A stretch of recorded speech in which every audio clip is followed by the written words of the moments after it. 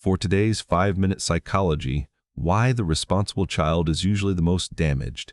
Not the loudest one, not the rebellious one, the one who held it all together. That's the one who paid the highest price.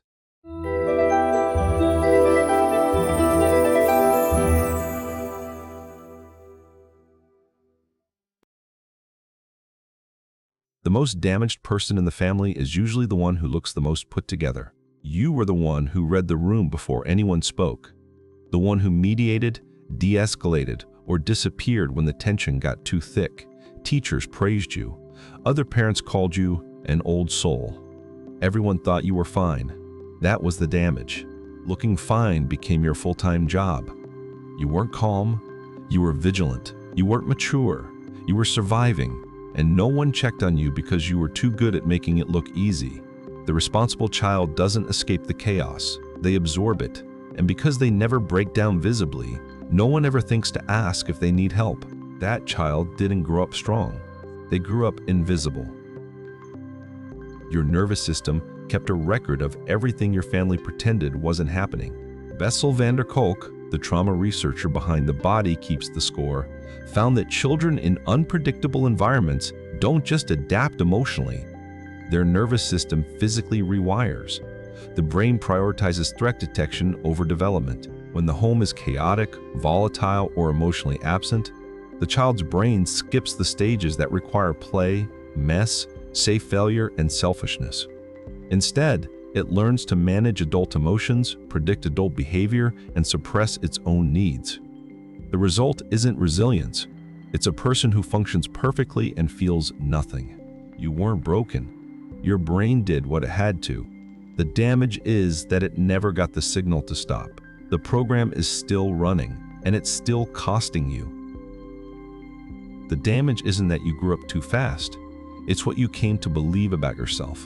Somewhere along the way, a belief formed, not in words, but in your bones. I am valuable when I am useful. I am safe when I am needed. If I stop caring, I stop mattering. That belief is the wound. Everything else is a symptom. Carl Rogers called this conditions of worth. Love was not given freely. It was given in exchange for competence, composure, or caretaking. So you became excellent at all three. And the damage is that you never learned you were allowed to be anything else. You didn't choose this. You were solving a problem that no child should have had to solve. The child who held everything together never learned they were allowed to fall apart. There are 3 signs. The responsible child never left your body. You feel guilty when you rest. Stillness feels like failure because your childhood taught you that being idle meant being unsafe. You can't sit still without your nervous system scanning for something you should be doing. You are the person everyone comes to, but you have never once gone to anyone. Not because you don't need help, but because needing help was the one thing the responsible child was never allowed to do. Asking feels like the system breaking. You struggle to name what you actually want, not what's practical, not what's responsible, what you want. The question feels foreign because your desires were never part of the equation. If you recognize yourself, these aren't personality traits.